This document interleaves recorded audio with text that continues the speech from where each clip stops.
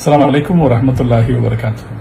அன்பிற்கினிய சகோதரர்களே, ஹிஜ்ரி 1445 ஆண்டுக்கான ஈத் உல் ஃபித்ர் பெருநாளின் பிறை இன்று, அதாவது இந்த 9ஆம் தேதி தமிழகத்தில் எங்கும் தென்படவில்லை என்கிற காரணத்தால் ரமலான் மாதத்தை 30ஆக நிறைவு செய்து இன்ஷா அல்லாஹ் 11ஆம் தேதி வியாழக்கிழமை நாம் ஈத் உல் ஃபித்ர் பெருநாளை கொண்டாடுவோம் என்று நம்முடைய தமிழக அரசு காசி அவர்கள் அறிவித்திருக்கிறார்கள். வழக்கம் போலவே இரவின் தொடக்கத்திலிருந்து இன்ஷா அல்லாஹ் இனி நேரம் செல்ல செல்ல புது வீடியோக்கள் வெளிவரும். அந்த வகையில் ஒரு வீடியோ கோவை கரும்புக்கடை பகுதியிலிருந்து வந்திருக்கிற செய்தி கிடைத்தது. இது யாரும் இதில் குழப்பமடைய வேண்டியதில்லை. இந்த நபர்கள் ஏற்றுக்கொள்ள தகுந்தவர்கள் அல்ல.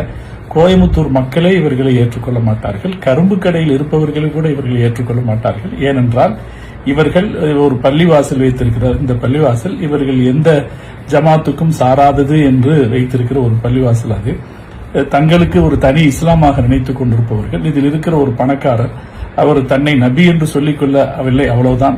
தனக்கு என்று ஒரு தனி இஸ்லாம் இருப்பது போல பேசக்கூடியவர் தான். அதனால் இவரை யாரும் இங்கு பொருட்படுத்த மாட்டார்கள். இந்த விஷயத்தில் யாரும் குழப்பத்திற்கு ஆளாக வேண்டாம் என்று நான் கேட்டுக்கொள்கிறேன்.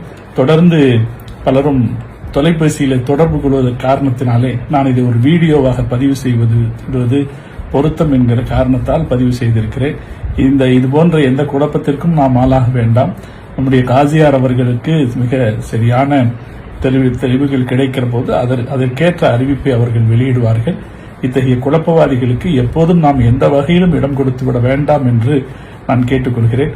சில ஜமாத்துகள், சில முஸ்லிம் பெயர் தாங்கிய ஜமாத்துகள் இதற்காகவே காத்திருக்கிறார்கள். அவர்களுக்கு ஏதாவது ஒரு செய்தி வேண்டும், அதை வைத்து அவர்கள் அறிவிப்பு செய்வார்கள். அஹ்லு சுன்னத் வல் ஜமாத்தினரான நாம் இது விஷயத்தில் எந்த குழப்பத்திற்கும் ஆளாக வேண்டாம் என்று நான் மீண்டும் ஒரு முறை கேட்டுக்கொள்கிறேன்.